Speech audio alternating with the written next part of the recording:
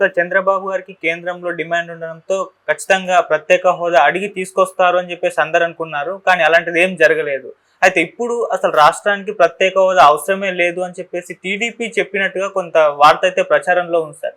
మరి నిజంగా వాళ్ళు చెప్పారా? అసలు రాష్ట్రానికి ప్రత్యేక హోదా అవసరం లేదా? మరి ప్రత్యేక హోదా కాకుండా ఇంకేమన్నా ప్యాకేజ్ తీసుకొచ్చే అవకాశం ఏమన్నా ఉందా? ప్రత్యేక హోదా మాకు అవసరం లేదు అని టీడీపీ ఇప్పటివరకు బయట ఎక్కడ చెప్పలేదు. ప్రత్యేక హోదా కోసం మేము డిమాండ్ చేస్తామని కూడా చెప్పలేదు. బట్ గతంలో లోకేష్ ఎన్డీటీవీకి ఇచ్చిన ఇంటర్వ్యూలో కూడా ప్రత్యేక హోదాతో పాటు ఇతర అంశాల మీద మేము అడుగుతాము అనేది చెప్పారు. అంటే ప్రత్యేక హోదా ఒకటే అన్నిటికీ మంత్రము అని వాళ్ళేమీ అనుకోవట్లేదు. అది అందులో వాస్తవం కూడా ఉంది. అయితే ఇది ఎందుకు ఇప్పుడు చర్చకు వచ్చిందంటే ఈ రోజు నుంచి యాక్చువల్గా పార్లమెంట్ సమావేశాలు జరుగుతున్నాయి. దీనికి సంబంధించి నిన్న అఖిలపక్ష సమావేశం రాజ్నాథ్ సింగ్ రక్షణ మంత్రి ఆధ్వర్యంలో ఢిల్లీలో జరిగింది, అనెక్స్ భవనంలో. సో జరిగినప్పుడు అందులో పాల్గొని బయటకు వచ్చిన కాంగ్రెస్ ప్రతినిధి జయరాం రమేష్ ఒక ట్వీట్ చేశాడు. అందులో ఏంటంటే బీహార్కు ప్రత్యేక హోదా కావాలని జేడీయూ అడిగింది, తర్వాత ఒరిస్సాకి కావాలని బీజేడీ బిజు జనతాదళ్ అడిగింది, ఆంధ్రప్రదేశ్కి ప్రత్యేక హోదా కావాలని వైసీపీ ప్రతినిధి అడిగారు, బట్ తెలుగుదేశం వాళ్ళు అడగలేదు అని ఆయన పెట్టాడు. అంటే క్లియర్గా ఆయన జయరాం రమేష్ చెప్పదలుచుకుందామంటే ప్రత్యేక హోదా తెలుగుదేశం వాళ్ళు అడగలేదు అనేది ఆయన డిక్లేర్ చేశారు. నిజానికి వైసీపీ వాళ్ళు చెప్పాలా, ఆ విషయం వైసీపీ వాళ్ళు చెప్పకుండా జయరాం రమేష్ చెప్పాడు. సో అయితే జనసేన తరపున బాలశౌరి కూడా అటెండ్ అయ్యారు. కానీ బాలశౌరి అడిగారా లేదనేది జయరాం రమేష్ చెప్పలేదు.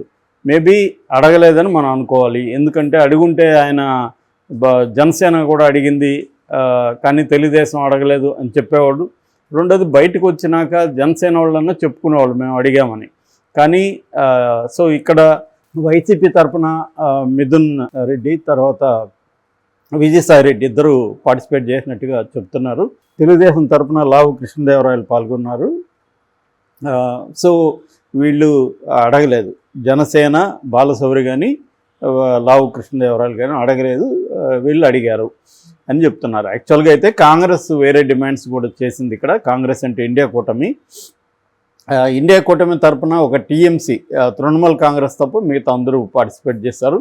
వాళ్ళు ప్రధానంగా నీట్ మీద చర్చ జరగాలని, నీట్ ఎగ్జామ్కి సంబంధించి, అట్లాగే కన్వరా యాత్రకు సంబంధించి చర్చ జరగాలని, డిప్యూటీ స్పీకర్ లోక్సభలో అది గతంలో కూడా లేకుండా నడిపేశారు, ఇప్పుడు కూడా పెట్టలేదు, ఖచ్చితంగా డిప్యూటీ స్పీకర్ని పెట్టాలని ఒక డిమాండు. తర్వాత ఈడీ అండ్ సిబిఐ చాలా దారుణంగా బిహేవ్ చేస్తున్నాయి ప్రత్యర్థుల మీద, వాటిని అరికట్టాలా, వాటిని అడ్డుకట్ట వేయాలి అనేది ఈ డిమాండ్స్ని ప్రధానంగా వాళ్ళు చేశారు. సో మరి వైసీపీ వాళ్ళు మిగతా ఏం డిమాండ్స్ చేశారనేది తెలీదు, బట్ ప్రత్యేక హోదా కావాలని అయితే అడిగారు.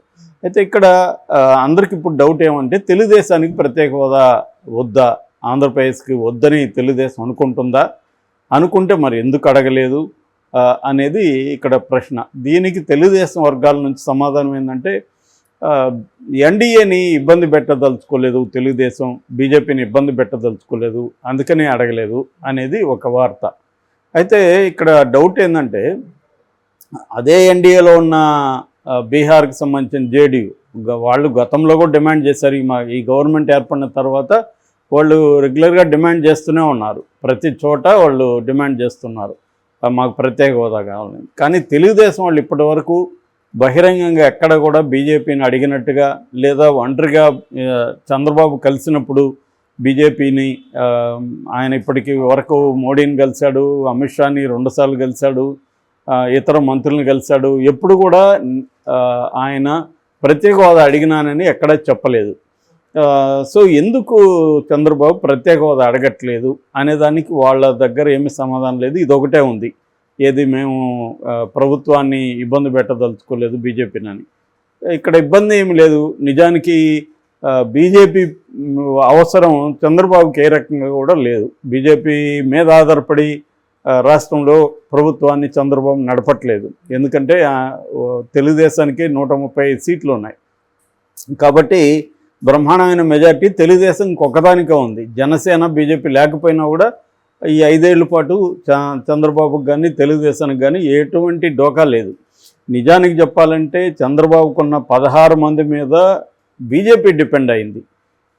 నిజానికి ఇంకొక కంపారిజన్ చూస్తే నితీష్ కుమార్ జనతాదళ్ పార్టీ వాళ్ళు యునైటెడ్ జనతాదళ్ వాళ్ళు యాక్చువల్గా రాష్ట్రంలో బీజేపీ సహకారం లేకుండా వాళ్ళ ప్రభుత్వాన్ని నడిపే పరిస్థితి లేదు. అంటే బీజేపీ మీద ఆధారపడి రాష్ట్రంలో ప్రభుత్వాన్ని నడిపే జనతాదళ్ ఏమో మాకు ప్రత్యేక హోదా కావాలని అడుగుతుంది. ఏ రకమైన డిపెండెన్సీ లేని చంద్రబాబు ఎందుకు అడగట్లేదు అనేది ఇవాళ చాలామంది ప్రత్యేక హోదా ఉద్యమకారులు కూడా ప్రశ్నిస్తున్నారు. ఇప్పుడు అది అవకాశం కదా, ఎందుకంటే చంద్రబాబుకి ఢిల్లీలో పలుకుబడి ఉంది, తను ఏమనుకున్న చక్రం తిప్పగలుగుతాడు. ఎందుకంటే ఈ 16 మంది ఓవరాల్గా 21 మంది ఆంధ్రప్రదేశ్ నుంచి ఎన్డీఏలో ఉన్నారు. కాబట్టి ఇప్పుడు 21 మందిగా గట్టిగా కానీ పట్టుబడితే ప్రత్యేక హోదా వచ్చే అవకాశం ఉంది అనేది ఒక వార్త. అయితే ప్రత్యేక హోదా నిజంగా ప్రాక్టికల్గా ఇవ్వగలిగే పరిస్థితి ఉందా అంటే నిజానికి లేదు. ఎందుకంటే ప్రత్యేక హోదా ఆంధ్రప్రదేశ్కి ఇస్తే బీహార్కి ఇవ్వాలి, ఒరిస్సాకి ఇవ్వాలి. ఒరిస్సాలో 2014లోనే బీజేపీ తన మేనిఫెస్టోలో ప్రకటించింది ఒరిస్సాకి ఇస్తామని. కాబట్టి ఈ డిమాండ్లన్నీ కూడా ముందుకి మిగతా రాష్ట్రాలు కూడా వచ్చే అవకాశం ఉంది. కనీసం ప్రత్యేక హోదా అడిగితే కనీసం ఒక బుందేలఖండ్ తరహా ప్రత్యేక ప్యాకేజ్ అయినా ఆంధ్రప్రదేశ్కి వస్తే ఆంధ్రప్రదేశ్కి హెల్ప్ అవుతుంది. సో అదేమీ వీళ్ళు డిమాండ్ చేయట్లేదు. అంటే చంద్రబాబు గురించి మనకు తెలుసు, ఆయన పేరు యూటర్న్ బాబు అని పేరు పెట్టారు. నిజానికి యూటర్న్ తీసుకొని ఏ రాజకీయ నాయకుడు లేదనుకో ఇవాళ రాజకీయాల్లో, అందరూ యూటర్న్ తీసుకునేవాళ్ళే. జగన్ తీసుకోలేదా? జగన్ కూడా అనేకసార్లు యూటర్న్ తీసుకున్న వ్యక్తే. కాకపోతే ఇక్కడ ఏంటంటే ప్రత్యేక హోదా విషయంలో చంద్రబాబు మరీ చాలా ఘోరంగా బిహేవ్ చేశాడు. ఎందుకంటే ఫస్ట్ ఏమో ప్రత్యేక హోదా కావాలన్నాయి, నిరసనలు అంతా తెలియజేశారు. ఆ తర్వాత వద్దు అని చెప్పి ప్రత్యేక హోదా అంటే అరెస్ట్ చేయండి అనే స్థాయికి వెళ్ళారు. ప్రత్యేక ప్యాకేజ్ కావాలని అసెంబ్లీలో తీర్మానం చేసి పంపించారు. ప్రత్యేక హోదా అంటేనే అసలు ఎగిరిపడ్డారు. తర్వాత మళ్ళీ జగన్ ఒక ఎత్తుగడ వేశాడు. అదేంటంటే పార్లమెంట్లో ప్రత్యేక హోదా కోసం మా వాళ్ళు రిజైన్ చేస్తారని ఛాలెంజ్ చేశారు తెలుగుదేశంలో. అప్పుడు డిఫెన్స్లోకి వెళ్ళిన చంద్రబాబు ప్రత్యేక హోదా ఇవ్వలేదు కాబట్టి ఎన్డీఏలోంచి బయటకు వస్తున్నట్టుగా ప్రకటించాడు. సో మళ్ళీ ఏమి ప్రత్యేక హోదా గురించి మళ్ళీ మాట్లాడడం కానీ ఏమీ లేదు.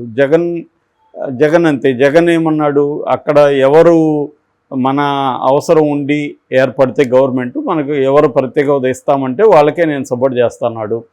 కానీ అది రాలేదు. రాకపోయినా కానీ కనీసం ఉద్యమాలు ఏమైనా చేసి ఉండాలి, అవేం చేయలేదు. ఎప్పటికప్పుడు ఢిల్లీకి వెళ్ళినప్పుడంతా నేను ప్రత్యేక హోదా అడిగానని బయటకు వచ్చి చెప్తున్నాడు. ప్రత్యేక హోదా అడుగుతూనే ఉంటాం అనేది చెప్తున్నాడు. దానివల్ల ఏమీ జరగలేదు. కనీసం ప్రత్యేక ప్యాకేజ్ కూడా జగన్ 5 ఏళ్లలో తేలేకపోయాడు. అంతకుముందు చంద్రబాబు కూడా ఫెయిల్ అయ్యాడు. ఇప్పుడున్న పరిస్థితి వేరు, ఇంతకుముందు వేరు. జగన్కి ఇంతకుముందు ఏంటంటే తన కేసులు ఉన్నాయి ఒకటి, తన అవసరం వాళ్ళకి లేదు కాబట్టి గట్టిగా నేను ప్రెజర్ చేయలేను, వాళ్ళతో మంచిగా ఉండి న్యూట్రల్గా ఉండి వాళ్ళకి మద్దతు ఇస్తూ మన రాష్ట్ర ప్రయోజనాల కోసం వీలైనంత రాబట్టుకోవడం నా కార్యక్రమం అని జగన్ అనౌన్స్ చేశాడు. కానీ చంద్రబాబుకి ఇవాళ ఏంటంటే జగన్కు ఉండే పరిస్థితి చంద్రబాబుకి లేదు. చంద్రబాబుకి ఏమి ఈడీ సిబిఐ కేసులు ఏమి లేవు. ఏదో స్కిల్ డెవలప్మెంట్ ఈడీ ఇన్వాల్వ్ అయింది తప్ప ఆయనకేమీ పెద్ద కేసులు ఏమి లేవు. రెండోది ఆయన భయపడాల్సిన అవసరం, ఆయన మీద డిపెండ్ అయ్యి మోడీ పరిపాలన చేయాల్సిన పరిస్థితి. కాబట్టి ఇప్పుడు చంద్రబాబు కానీ 5 ఏళ్లలో ఆంధ్రప్రదేశ్కి కానీ చేయకపోతే మాత్రం చంద్రబాబు గడ్డు పరిస్థితి వస్తుంది. దీన్ని ఆల్రెడీ జగన్ ఉపయోగించుకోవడం మొదలుపెట్టాడు. మరి తెలుగుదేశం వల్ల వ్యూహం ఏంటి, ఎందుకు చంద్రబాబు భయపడుతున్నాడు? ఇప్పటి వరకు 40 రోజులు అయిపోయింది, ఏ రకమైన నిర్దిష్టమైన హామీలు లేవు. రేపు బడ్జెట్ ప్రవేశపెడుతున్నారు. రేపు కానీ ఆంధ్రప్రదేశ్కి ఏమన్నా వరాలు కానీ ఏమన్నా ప్రత్యేక వ్యవహారాలు రాకపోతే మాత్రం చంద్రబాబు గడ్డు పరిస్థితి.